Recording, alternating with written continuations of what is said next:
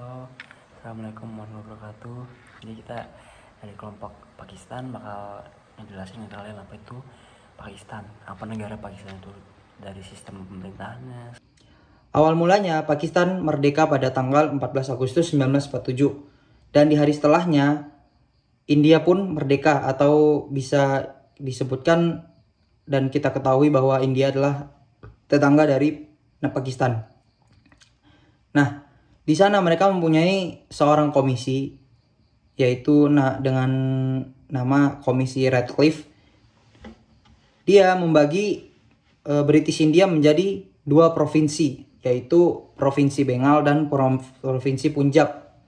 Menurut garis agama, di Punjab bagian barat yang sebagaimana mayoritas orang Muslim, mereka itu ke Pakistan, sementara di Punjab Timur yang mayoritas orang Hindu itu mereka ke India. Kerusuhan yang terjadi antara India dan Pakistan dapat diproteskan atau ditekankan kepada pemerintah India dan Pakistan untuk menyetujui pemindahan paksa minoritas Islam dan Hindu yang ada di Punjab.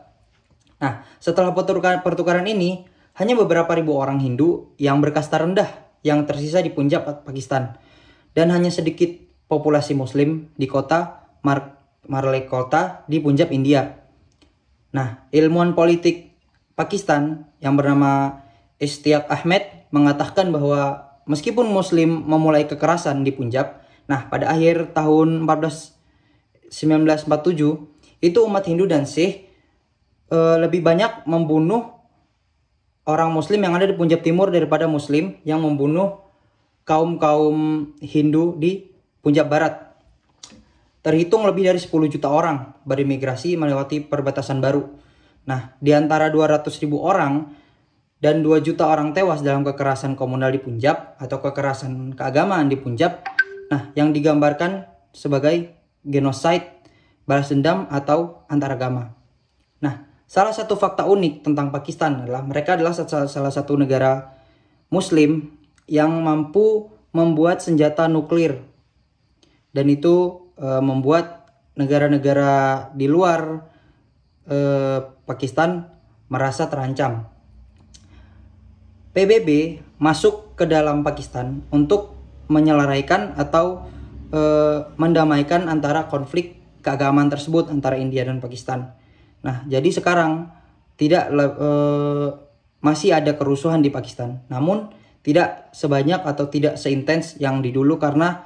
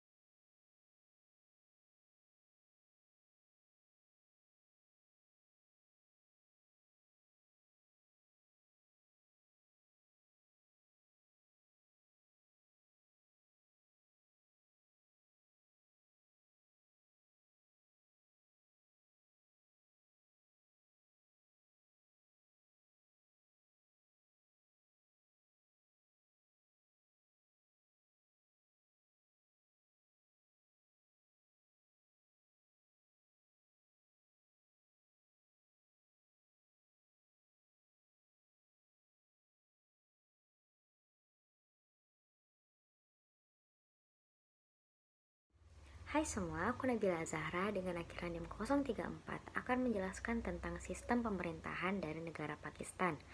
Dari awal kemerdekaan Pakistan, mereka sudah menganut atau menggunakan sistem pemerintahan parlementer, yang dimana badan eksekutif dari negara ini itu menggunakan kabinet federal.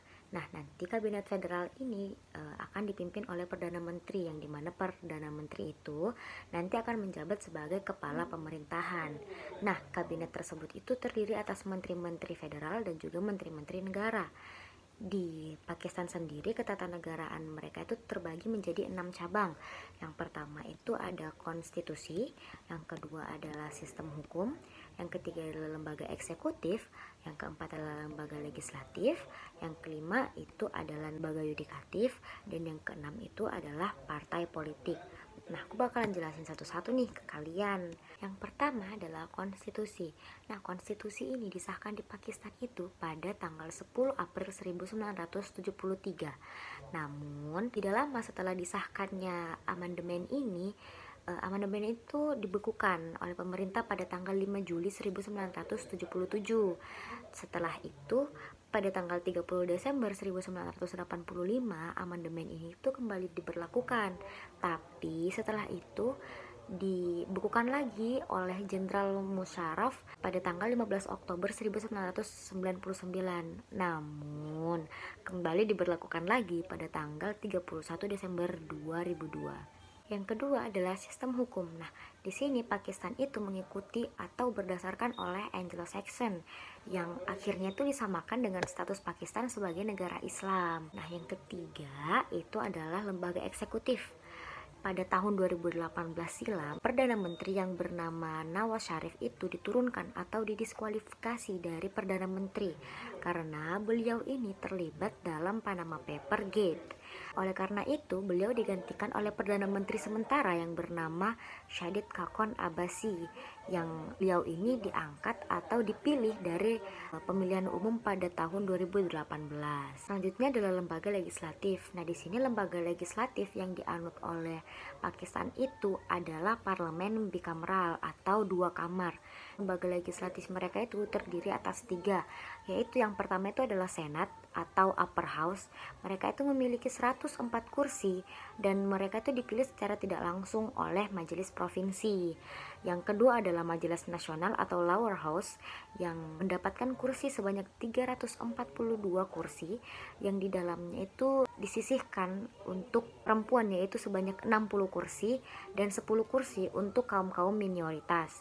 Dan yang selanjutnya itu adalah Majelis Provinsi atau DPRD yang mendapatkan kursi berjumlah 728 kursi, yang dimana mereka itu mendapatkan jumlah kursi terbanyak yang dipilih langsung oleh rakyat. Yang kelima adalah lembaga yudikatif. Nah, lembaga yudikatif ini berupa Mahkamah Agung yang beranggotakan sebanyak 16 orang saja yang diangkat atau ditunjuk langsung oleh presiden. Yang keenam adalah partai politik. Di sini Pakistan itu memilih untuk menggunakan sistem multipartai, yang dimana koalisi pada antar partai itu bebas dan bisa dilakukan kapan saja. Dan pemilu yang diadakan setingkat dengan DPR atau DPRD pada tahun 2018 kemarin itu dimenangkan oleh 3 partai politik besar, yaitu Pakistan Tehreek-e-Insaf, yang kedua adalah Pakistan Muslim League, yang ketiga adalah Pakistan People Party. Militer di Pakistan itu juga sangat berperan penting pada dinamika demokrasi yang ada di Pakistan.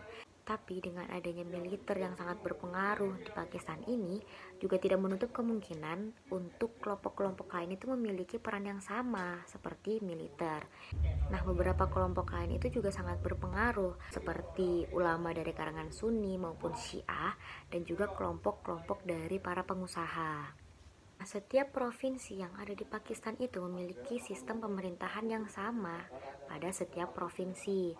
Nah, kepala pemerintahan mereka itu masing-masing itu memiliki hak untuk dipilih langsung pada rapat provinsi, yang nantinya pada rapat itu akan ditentukan siapa nih yang bakalan menjadi Perdana Menteri. Setelah itu, bentuk dan juga sistem dari pemerintahan Pakistan itu ada beberapa macam, yaitu Yang pertama, badan eksekutif terdiri dari presiden itu harus menganut agama Islam, dan ini juga berlaku untuk semua menterinya.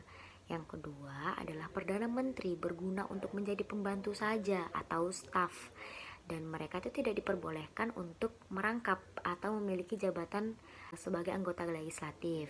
Yang ketiga adalah presiden itu mempunyai hak memveto rancangan dari undang-undang yang telah diberikan oleh badan legislatif. Tetapi veto ini juga bisa dibatalkan jika terdapat 2/3 suara yang diterima. Selanjutnya adalah presiden itu memiliki hak untuk membubarkan anggota legislatif, tapi dengan syarat jika presiden tersebut sudah membubarkan anggota legislatif tersebut pada jangka waktu 4 bulan, beliau ini harus mengundurkan diri dan memulai pemilu lagi untuk mencari presiden yang baru. Selanjutnya, pada keadaan yang sangat genting atau pada keadaan yang sangat tertentu, presiden itu bisa mengeluarkan ordinances yang diajukan kepada legislatif pada jangka waktu paling lama selama 6 bulan. Dan terakhir itu, presiden bisa saja dipecat atau didiskualifikasi atau juga dihentikan jika beliau ini melanggar undang-undang atau melakukan hal-hal yang buruk. Selanjutnya saya akan membahas tentang sistem politik yang ada di Pakistan.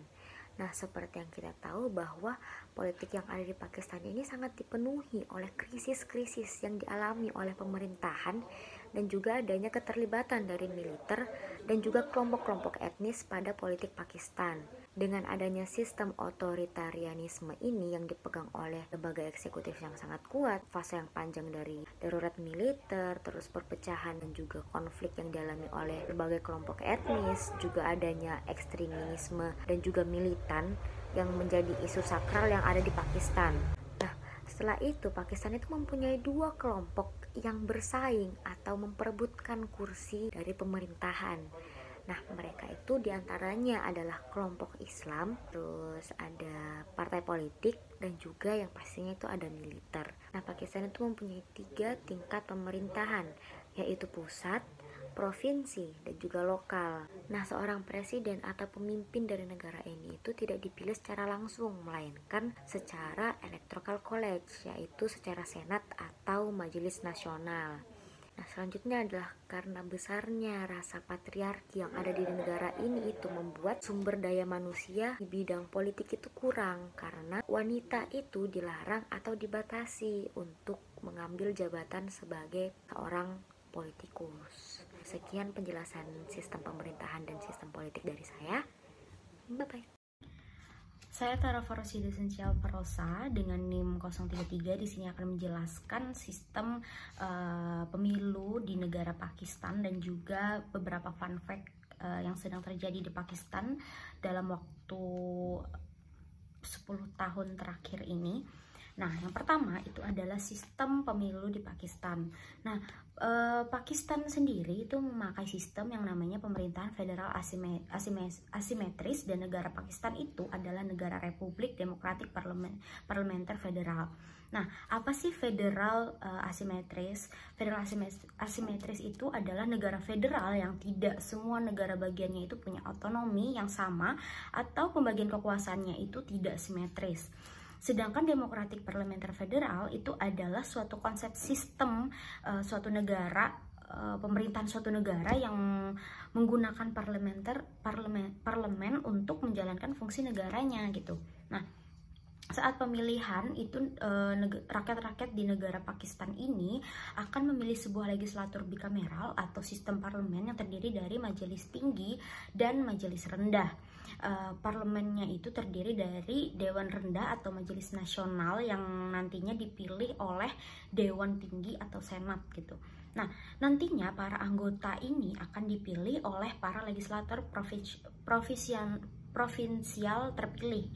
Nah, kepala pemerintah hingga perdana menterinya itu akan dipilih langsung oleh anggota mayoritas di Majelis Nasional dan kepala negaranya. Presiden itu akan dipilih oleh kolese elektoral atau sekumpulan para pemilih yang telah dipilih untuk memberikan suaranya atau memilih seorang calon untuk suatu jabatan tertentu gitu yang udah ditentukan. Lanjut, kita akan masuk ke fun fact yang ada di negara Pakistan. Nah, Yang pertama itu ada mantan Perdana Menteri Pakistan, yaitu bernama Imran Khan. Itu dibawa ke rumah sakit di Lahore pada tanggal 3 November 2022 setelah dia mendapat tembakan, luka tembakan karena terjadi penembakan di Wizarahab, Punjab, Pakistan gitu. Nah, 1 orang pendukung dia itu tewas dan 13 orang terluka. Pihak Imran Khan juga menganggap bahwa ini itu adalah upaya pembunuhan, dan kejadian penembakan terjadi saat Imran Khan itu melakukan perjalanannya ke Islamabad untuk melawan pemerintah pusat yang mendukung militer gitu. Nah, yang kedua itu mantan presiden di Pakistan juga dan pimpinan wanita pertama yang terpilih secara demokratis, yaitu Benazir Bhutto. Nah, ia itu dibunuh oleh seorang pengebom bunuh diri yang masih berusia 15 tahun bernama Bilal, dan ia terbunuh di usia 54 tahun pada tanggal 27 Desember 2007. Pada saat kematiannya itu, dia lagi ngecalonin diri untuk masa jabatan ketiga sebagai Perdana Menterinya gitu. Nah, yang ketiga, yang terakhir itu terjadi bencana banjir di Pakistan yang disebabkan oleh hujan monsun dan glister yang lagi mencair, dan bencana itu menewaskan sekitar 1.717 orang, diantaranya 639 anak-anak, dan melukai lebih dari 12.867 orang. Nggak cuman itu, di bulan Agustusnya 2022 ada 6 perwira militer Pakistan tewas karena kecelakaan helikopter gitu, karena selama mereka melakukan bantuan bencana banjir itu gitu, ada kecelakaan lah gitu. Sekian dari saya, terima kasih. Nah, gimana guys, jadi kita udah banyak tahu nih tentang Pakistan ya, kayak bagaimana pemerintahannya, politiknya, terus sejarah tentang berdirinya Pakistan itu bagaimana. Ini ya, sebenarnya sistem pemerintahan federalnya Pakistan ini sebenarnya demokratik parlementer federal bisa dibilang gitu, dengan sistem otoritarianisme yang dipegang oleh eksekutif yang sangat kuat, yang panjang dari darurat militer, perpecahan, dan juga konflik yang dialami oleh kelompok etnis, juga adanya ekstremisme dan militan yang telah menjadi isu sakral yang ada di Pakistan. Nah gitu ya, jadi semoga bisa memberitahu kalian dengan jelas ya bagaimana negara Pakistan itu. Ya, makasih guys. Assalamualaikum warahmatullahi wabarakatuh.